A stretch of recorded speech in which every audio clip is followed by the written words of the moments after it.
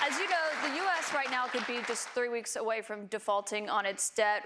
That could mean millions of jobs lost, people not getting their Social Security payments. People believe it would put the U.S. economy into a recession. On that topic, I want to bring in Marta Cervella, a student here at St. Anselm. She is an undeclared voter who did not vote in 2020. Marta, what's your question? Hi, Mr. President. Hi, thank you. So my question is, what do you think about the United States' current debt situation, and how can we move forward? Such an important question. So we're at $33 trillion, a number that nobody ever thought possible. When we had our economy rocking and rolling just prior to COVID coming in, like literally, we were making a fortune. And oil, we were going to make so much money from oil, we were going to start paying off debt. But then with COVID coming in, we had to do other things. We had to keep this country alive because it was so serious. But we have to get the country back. We have to lower energy prices. We have to lower interest rates. Interest rates are through the roof. Energy has to come down. It all has to come down, and we have to start paying off debt.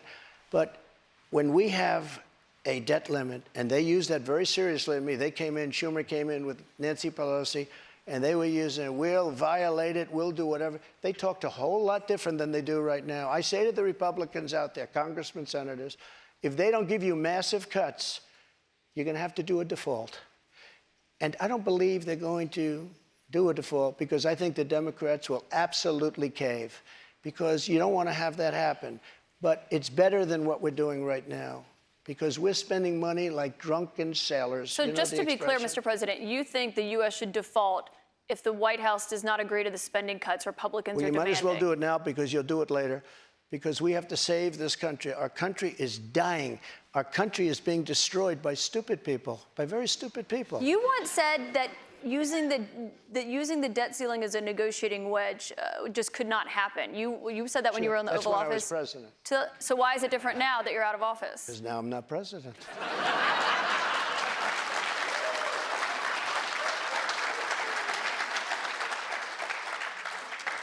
The U.S. defaulting would be massively consequential for everyone in this room, for all Americans. You don't know. It's psychological. It's really psychological more than anything else. And it could be very bad. It could be maybe nothing. Maybe it's you have a bad week or a bad day. But look, you have to cut your costs. We're spending $7 trillion on, much of it on nonsense. $7 trillion on nonsense. We've got another question from a voter tonight. Get all of that money that was wasted, and frankly, the Senate should have never approved it. Get all that money that was wasted, and if they don't get rid of that, you'll have to default. Okay? Mr. President, we've got another voter here tonight. And by the way, you're going to default eventually anyway, but it's going to be much messier.